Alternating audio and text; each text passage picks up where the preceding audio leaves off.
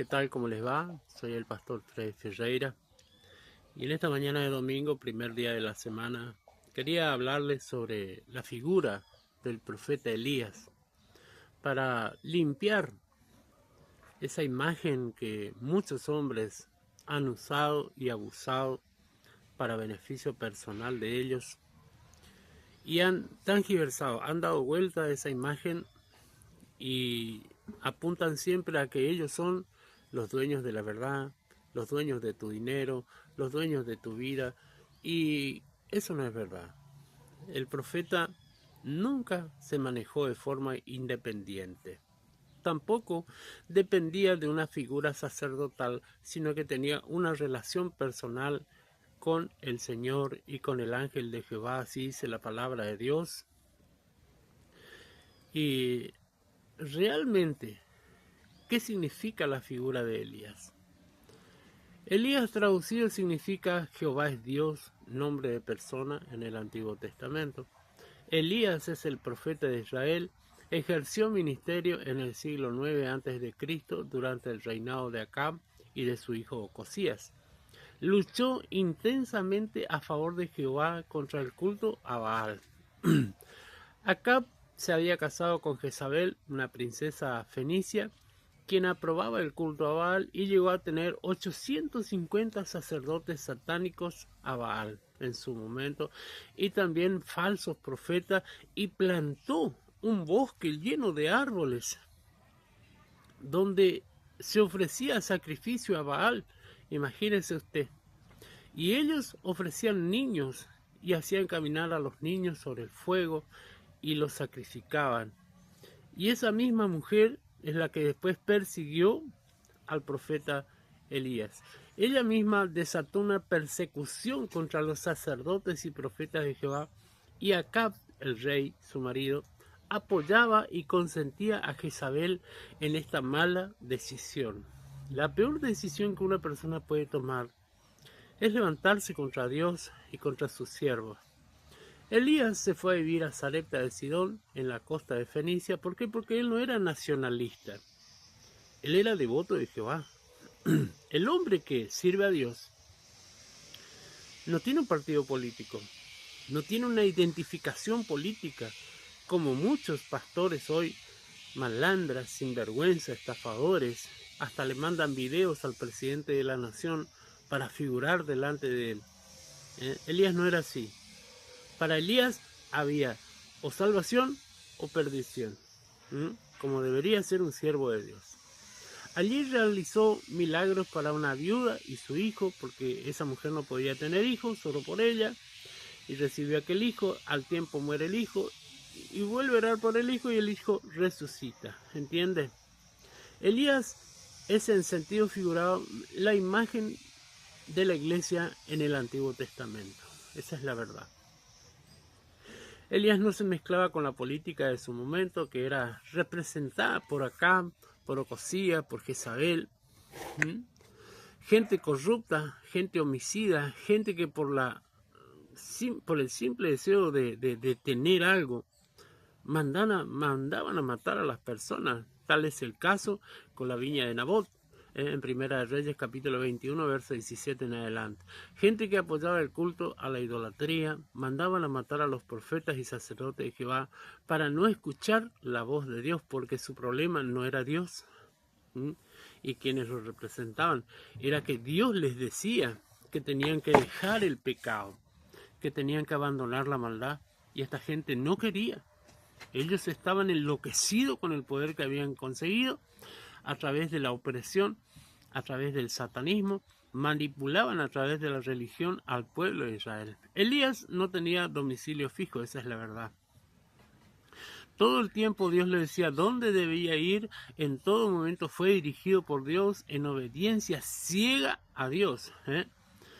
Hubo un punto en que se fue y se encontró con Acab en Samaria cuando estaba en la viña de Nabot y le advirtió del juicio de Dios contra Israel, y él le dijo: tú eres el que atormenta.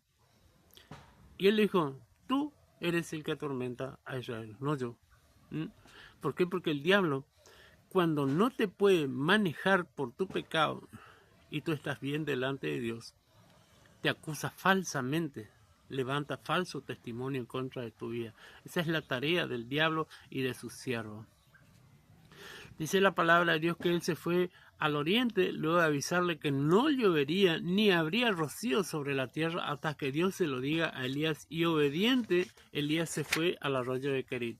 En Primera de Reyes 18, verso 1 al 6 dice: Dios vino y habló con Elías diciéndole que vaya después y hable con Acab y avise que él enviaba lluvia sobre la tierra luego de 3 años. Y la Biblia cuenta que Acab corre para que no le agarre la tormenta en el camino. Y cuando él corre, dice que Elías pasa corriendo delante del carro. Y él iba indicando el camino que debía seguir Acab. Una representación típica de la iglesia. La iglesia marca el destino de los hombres en la tierra. Indica hacia dónde tenemos que ir. Muestra qué debemos hacer para agradar a Dios. En este momento, la iglesia no sigue las órdenes de Dios, no hacen caso a Dios ni a su palabra escrita en la Biblia, recurren a tratados de psicología como ciencia aplicada en el hombre y han dejado de lado al Espíritu Santo y la revelación del Espíritu Santo y la manifestación de los dones del Espíritu Santo. La iglesia en este momento está como Elías con Jezabel, no quiere predicar la verdad del Evangelio de Dios, para no recibir persecución del mundo, persecución del diablo, persecución de los políticos de turno.